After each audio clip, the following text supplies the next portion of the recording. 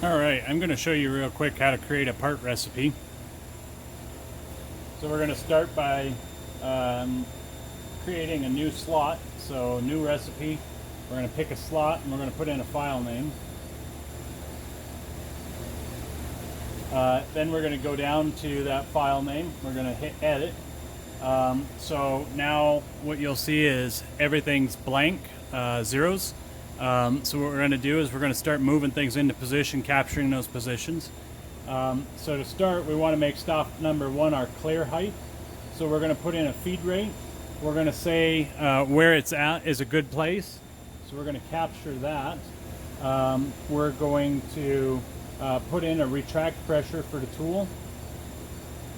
And we're going to do the same thing for tower 2, since this is a two-head machine.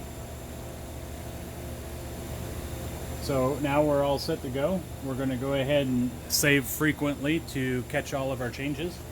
So now what we're going to do is we're going to insert a stop. And we're going to go to that stop and we're going to jog the tooling down.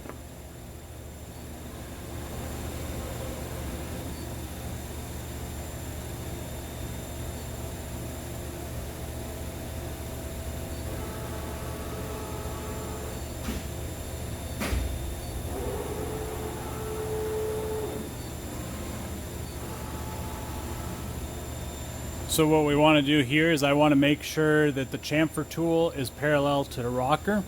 So I'm going to go over there and pull the chamfer tool into position and just jog it until it's in where I want the position.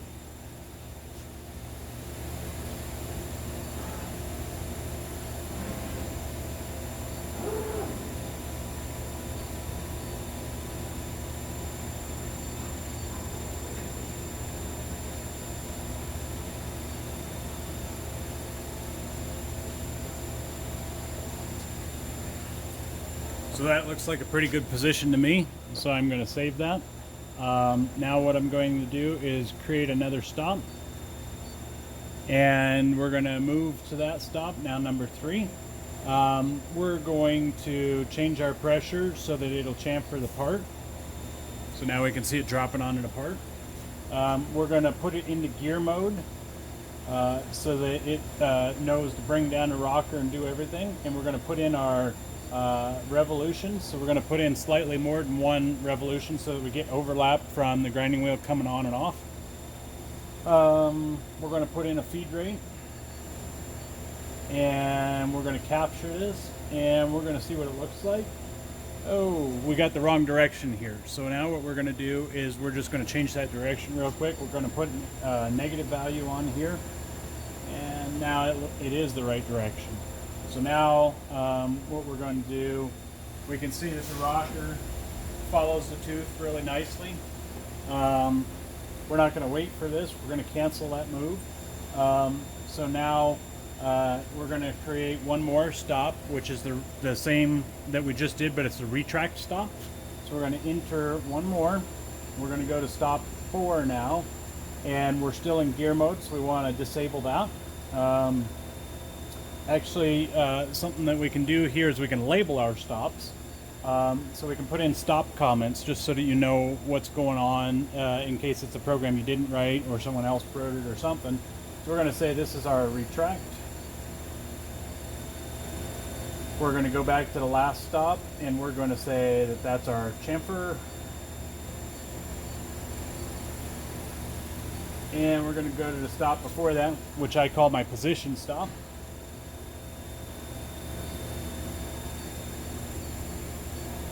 And we're going to go back to the very first one, and that's our safe stop where you're good to load and unload. So now we've got the comments in here. So you can see safe, position, chamfer, and number 4, which is the retract. Just double checking here.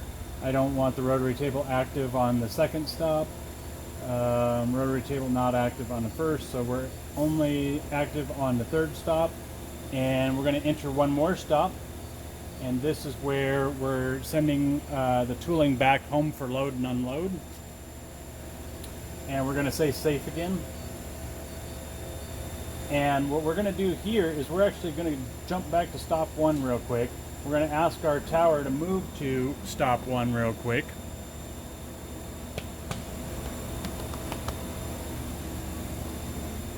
And now what we're going to do is we're going to go back to stop 5, our final stop, and we're actually going to capture the position from stop 1 to stop 5. So now that's how we do like our copy and paste. So now we're going to go back to the beginning and we're going to make sure what we just wrote is a working recipe. So we're going to simulate and go move it to position. So you can see the tower coming in, but it's a little bit slow, isn't it? So let's say we want to make that go twice as fast. So what we're going to do is we're going to change that feed rate to 200 inches per minute and see what that looks like. So now I'm going to send it back to the start, a little bit faster. Maybe that's still too slow for you, so we'll go 300. Quite a bit faster. So this machine's capable of about 800 to 900 inches per minute, depending on the mass on the head. So if it's a 1 tool, it's a lot faster. If it's got multiple tools on the head, it's a little bit slower. But with a couple tools, you can move about 800 to 900 inches per minute. Since I'm making a demo video, we're just not going to move that fast. So I'm going to put it back to something real comfortable, 200. And I'm going to check out my next stop. I'm going to put in a small Z movement here. So we're going to go 12.9. We're going to change the feed rate just a bit. So that way there's a physical movement when we're coming in the chamfer. We can see that just moving ever so slowly right there. Again, we're not going to wait for that. And now we're going to go to our retract. And then we're going to check out our safe move. We're going to put that at the same speed as the first one.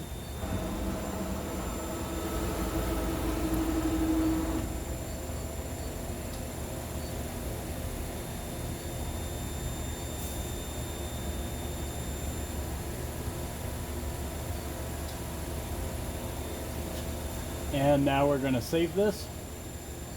And, oh, I forgot one thing. We got to turn the tool motor on the chamfer. So we're going to go to that chamfer stop right here, and we're going to go turn the tool on right there. And now we're going to save it, and we're going to exit. And now we're going to try to run this.